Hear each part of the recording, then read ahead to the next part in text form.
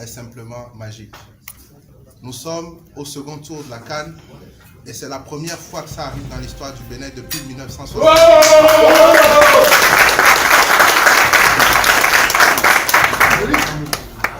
Depuis 59 ans, bientôt, que le Bénin est indépendant, c'est la première fois qu'on passe au second tour.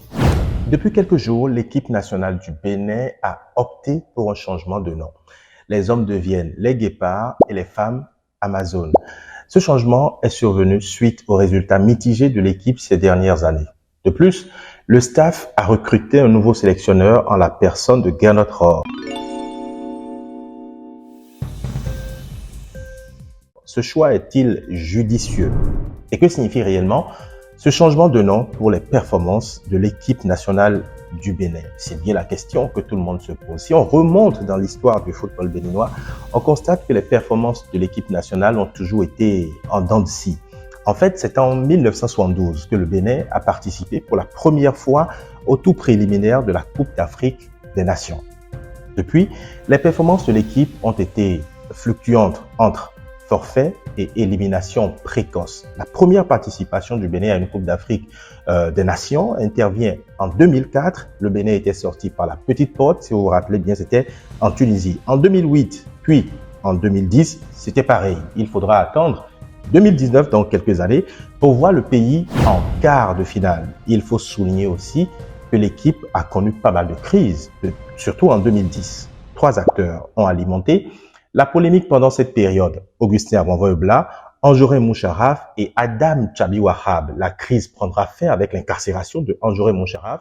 Une nouvelle époque va s'ouvrir avec Mathurin Deschacus, avec des résultats toujours aussi décevants.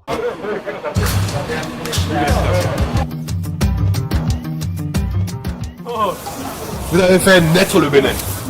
C'est fort, hein? C'est fort. Et je crois que on ne va pas continuer. Après vous, il y aura encore d'autres. Le Bénin existera désormais pour toujours dans le domaine du sport. Ça va nous encourager à aller plus loin. Que ce soit en tennis, en basket, en hand, on va faire des choses. Moi, j'ai la volonté, on a les moyens. Ce que vous venez de faire nous donnera davantage d'élan pour mettre beaucoup de moyens dans le sport.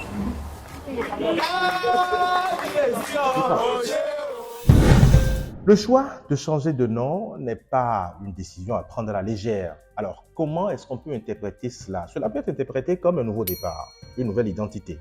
En considérant les Guépards pour les hommes et Amazone pour les femmes, l'équipe nationale du Bénin veut se donner une nouvelle image, plus forte et plus agressive.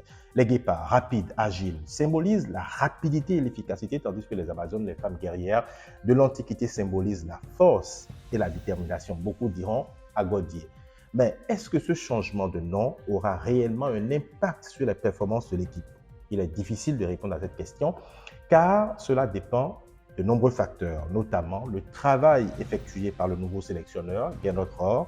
Ce dernier est un technicien confirmé qui a déjà travaillé avec plusieurs équipes africaines dont le Nigeria.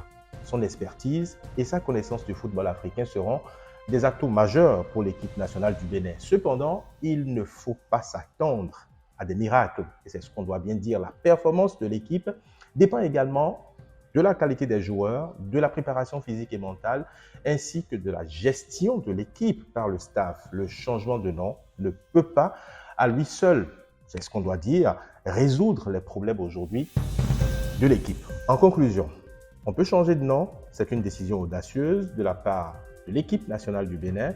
Cela montre une volonté de se réinventer, de se forger une nouvelle identité.